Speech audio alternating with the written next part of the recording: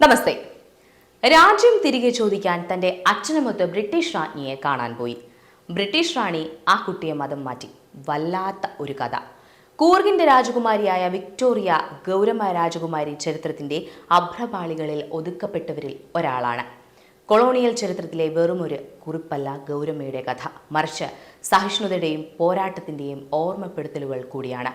1852 ഒരു മഴയുള്ള പ്രഭാതത്തിലാണ് പട്ടുവസ്ത്രങ്ങൾ അണിഞ്ഞ 11-കാരി ഗൗരമ രാജകുമാരി പിതാവിന്റെ കൈപിടിച്ച് ലണ്ടനിലെത്തിയത്. ബ്രിട്ടീഷുകാർ ഇന്ത്യ പിടിച്ചടക്കിയതിനെ തുടർന്ന് സ്ഥാനഭ്രഷ്ടനാക്കപ്പെട്ട ചിഗവീര രാജേന്ദ്ര വിക്ടോറിയ രാജ്ഞിയിൽ നിന്ന് നീതി പ്രതീക്ഷിച്ചാണ് ലണ്ടനിലെത്തിയത്.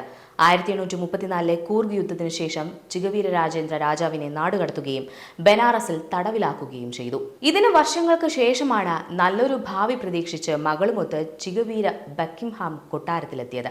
തന്റെ പൂർവികരുടെ സ്വത്ത് തിരികെ ലഭിക്കണമെന്നും ഗൗരമ്മയുടെ സംരക്ഷണം ഉറപ്പാക്കണമെന്നുമാണ് രാജാവ് ആഗ്രഹിച്ചത്. എന്നാൽ ഗൗരമ്മയുടെ വരവിനെ അതിശയത്തോടെയും മുൻവിധികളോടെയുമാണ് ബ്രിട്ടീഷ് മാധ്യമങ്ങൾ സ്വീകരിച്ചത്. എന്നിരുന്നാലും വിക്ടോറിയ രാജ്ഞിക്ക് ഗൗരമ്മയിൽ താല്പര്യം തോന്നിയിരുന്നു. ഗൗരമ്മയെ രാജ്ഞി തന്റെ പേരക്കുട്ടിയായി ദത്തെടുത്തു. രാജകീയ ചടങ്ങിലൂടെ സ്നാനം നൽകി. പിന്നാലെ വിക്ടോറിയ ഗൗരമ്മ എന്ന പേരും നൽകി. സൈനിക ദമ്പതികൾക്കായിരുന്നു ഗൗരമ്മയുടെ സംരക്ഷണ ചുമതല നൽകിയത്. അവർ ഗൗരമ്മയെ വിക്ടോറിയൻ സ്വത്താക്കി മാറ്റാൻ ശ്രമിച്ചു. താമസിയാതെ തന്നെ ഗൗരമ്മ ലണ്ടൻ സമൂഹവുമായി ഇഴകിച്ചേരുകയും കൊട്ടാരത്തിൽ എല്ലാവരുടെയും പ്രിയപ്പെട്ടവളായി മാറുകയും ചെയ്തു. പെരുമാറ്റം, വിദ്യാഭ്യാസം, ആകർഷണീയത എന്നിവയാൽ അവൾ പ്രശംസിക്കപ്പെട്ടു. എന്നിരുന്നാലും എല്ലാ കാലത്തും അവളെ ഒരു പുറം നാട്ടുകാരിയായി തന്നെയായിരുന്നു എല്ലാവരും പരിഗണിച്ചത്. പത്തമ്മ ചമഞ്ഞാലും പെറ്റമ്മയാകില്ല.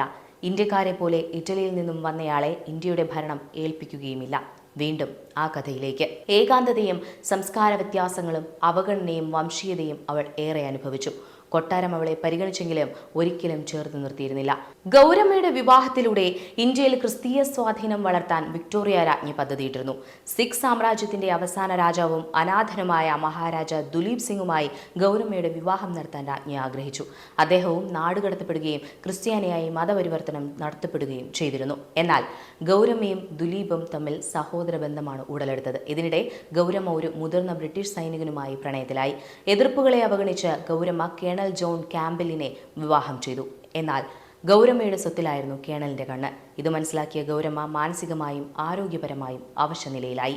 1861 ഗൗരമ്മ ഒരു പെൺകുഞ്ഞിന് ജന്മം നൽകി. എന്നാൽ 2 വർഷത്തിന് ശേഷം വെറും 22-ാം വയസ്സിൽ ക്ഷയം ബാധിച്ച് ഗൗരമ്മ മരണത്തിന് കീഴടങ്ങി. ലണ്ടനിലെ ബ്രോംപ്ടൺ സെമിത്തേരിയിലാണ് ഗൗരമ്മയെ അടക്കം ചെയ്തത്.